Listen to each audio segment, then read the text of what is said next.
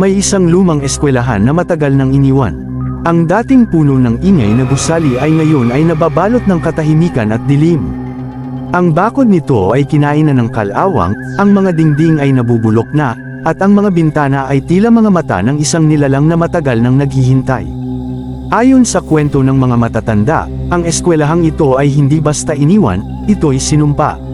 Taong 1985 nang magsimula ang kasaysayan ng eskwelahang ito.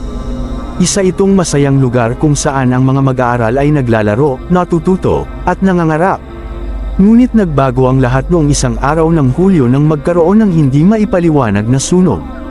Ayon sa mga saksi, bigla na lang umapoy ang gusali ng walang malinaw na pinagmulan.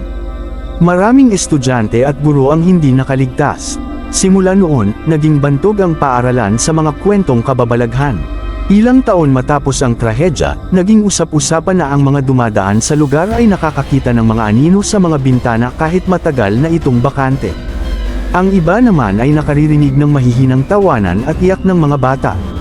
Ang pinakakilalang kwento ay tungkol sa isang guro na sinasabing nananatili pa rin sa paaralan, nagbabantay at nag-aabang ng mga bisita.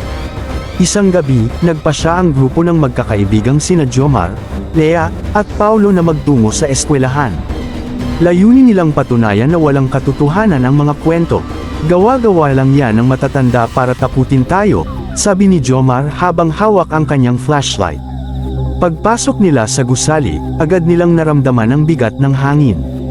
Ang mga yapot nila ay tila masyadong malakas sa katahimikan ng paligid. Ang mga sirang upuan at mesa ay tila nakatingin sa kanila, nagbibigay ng kakaibang pakiramdam ng pagkapraning. Sa gitna ng isang silid-aralan, nakakita sila ng luma at punit-punit na notebook. Nang ito'y binuklat ni Lea, nakita nila ang sulat kamay ng isang bata, "Tulungan niyo kami." Mainit. Nang biglang lumamig ang paligid, naramdaman nilang hindi sila nag-iisa. Ang pinto ng silid ay bumukas ng mag-isa at narinig nila ang mahihinang yabag ng paa. Tila may mga batang tumatakbo sa paligid, ngunit wala naman silang makita. "Paulo, halika na," sigaw ni Lea, nanginginig sa takot. Ngunit hindi sumagot si Paulo. Napansin nilang wala na ito sa kanilang tabi.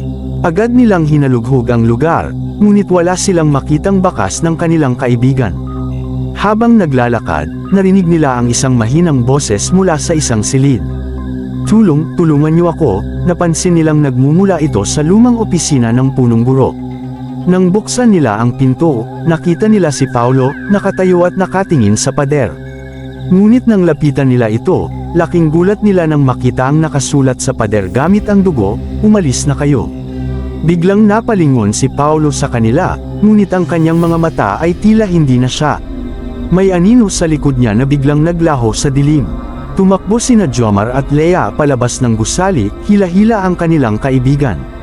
Pagdating nila sa labas, bigla na lang natauhan si Paulo. Hindi niya maalala ang nangyari sa loob. "Ano yun? Ba't ang bigat sa loob?" tanong niya habang hawak ang ulo. Mula noon, hindi na muling bumalik ang tatlo sa paaralan. Ngunit bawat gabi, sa tuwing sila'y nananahimik, may naririnig silang bulong sa hangin, boses ng mga batang humihingi ng tulong.